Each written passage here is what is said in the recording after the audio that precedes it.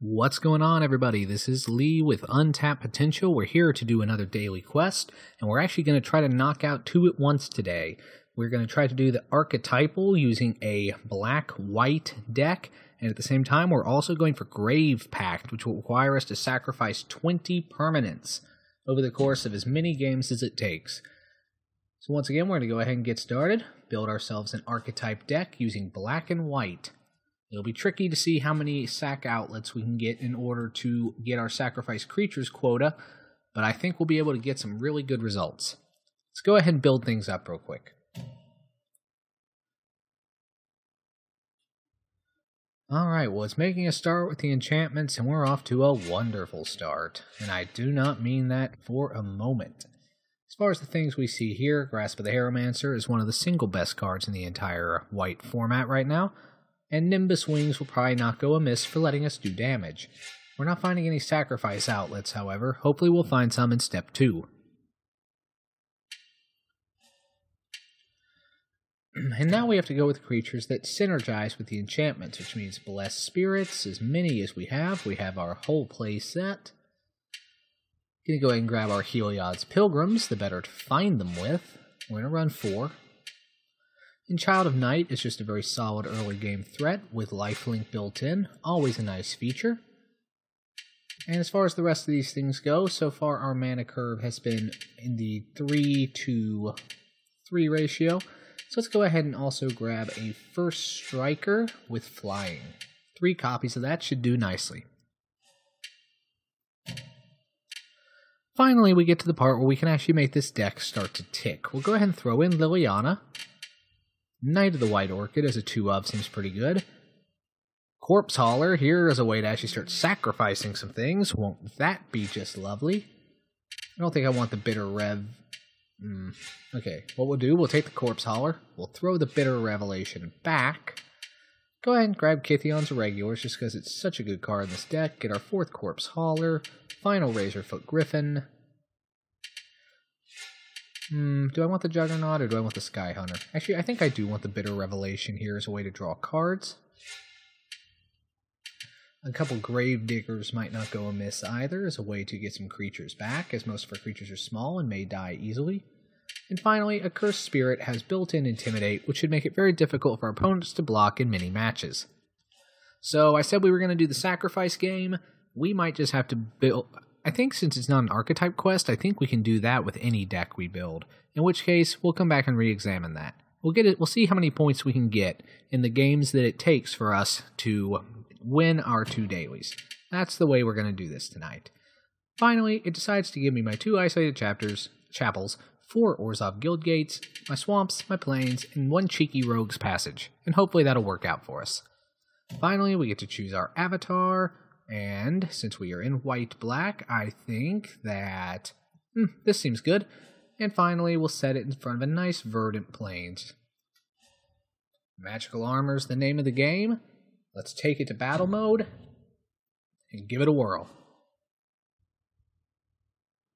So we reached the decision fairly early on here that we are not going to go for our sacrifice numbers. That daily is just going to have to wait for another day. So our opponent plays first, meaning that we are on the draw. We have a 3-land hand, but it has both of our colors, and it has a clear game plan with getting out our Blessed Spirits, powering it up, and we already have at least 1 enchantment in our hand. And thanks to our Heliod's Pilgrim, we have the ability to find another. We also draw one of our creatures with Intimidate, meaning it can only be blocked by black or artifact creatures. Unfortunately, as we've been perpetually cursed with bad luck, and that almost all of our opponents inevitably play black, that's not going to be very useful. Our opponent goes ahead and opens with a Corpse Hauler. Once again, essentially shutting us out from the Intimidate that we were hoping to exploit.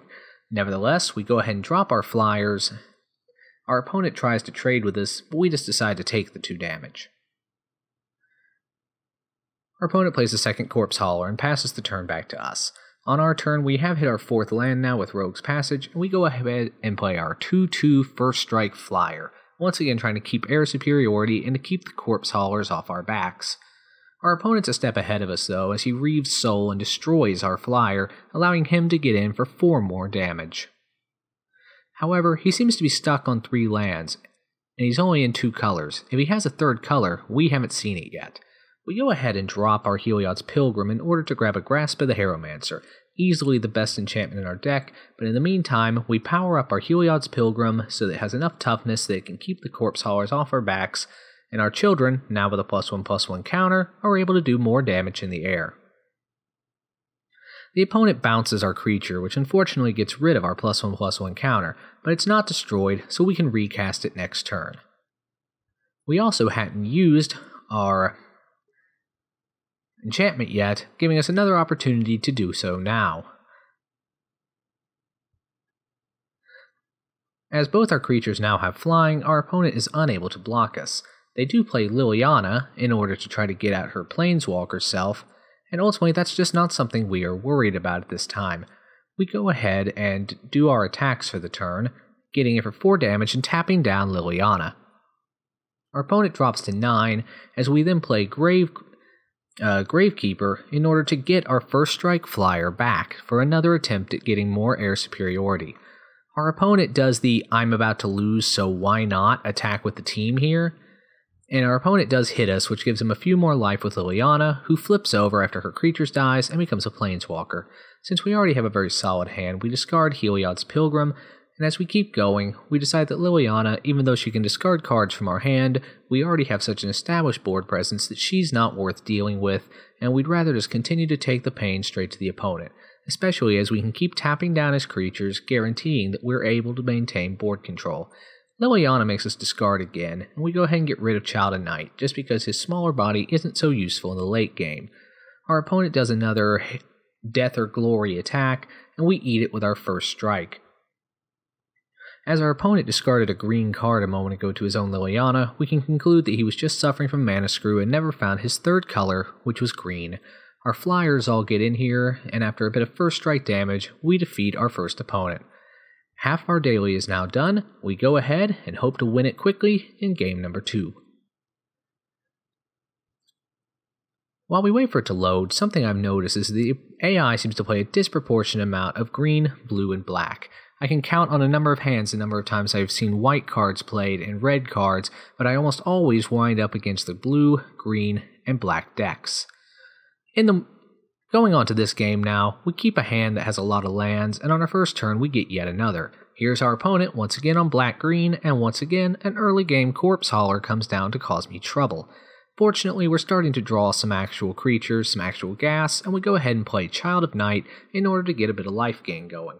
Our opponent plays Rogue's Passage, but doesn't do anything other than play a Gatecreeper Vine, grabbing a Golgari Guildgate, and I want y'all to pay attention, we're not going to see it for a very long time. We go ahead and play our other tap land here since we don't have a 3-drop worth using, and we take to the air with our creature, hitting the opponent for 3 and gaining us 3 life. At this point we leave ourselves open for the swing back, but as we're gaining more life per turn than he's doing damage, in a race we will win.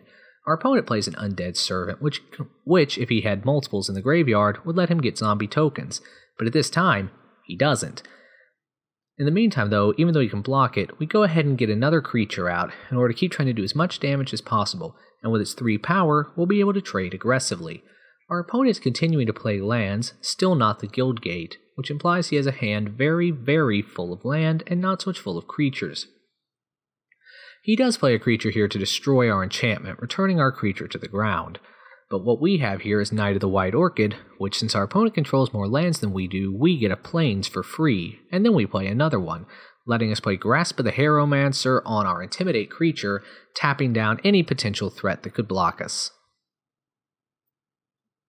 We do go ahead and trade our Child of Night here for our opponent's Corpse Hauler, but as this puts us solidly into the lead and gets a creature, importantly a black creature off his board for our Intimidate, we are in a solid position to win this race. Our opponent hits us for a few damage, uses his Evolving Wilds to grab himself a forest, and then plays Erebos' Titan, and for the first time, we start to get worried. We don't need to be though, as we play our Heliod's Pilgrim in order to grab our Grasp of the Harrowmancer from our deck. This card is absolutely amazing, and we're going to use it to ride our way to victory. We put a second Grasp onto our first strike creature in order to tap down all his black creatures so our Intimidate creature is unblockable, and our first strike creature is able to effortlessly eat anything he throws into our way. Our opponent's down to his last 6 life, and even though we don't have a lot of defense, we have 19 life, so we're not dead on the swing back. Nevertheless, to keep our totals up, we do chump block with Heliod's Pilgrim now that we no longer need it. Our opponent gets some Thopters from their Thopter Foundry, and we go ahead and dig for some more cards using Bitter Revelation.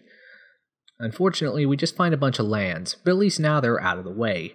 We consider sacrificing our Corpse Hauler to try to get Heliod's Pilgrim back, but decide that just continuing to beat down in the meantime is a better use of our time. Our opponent's artifact creature is able to block our Intimidate creature, but not our first striker, so we reduce our opponent to 3 life.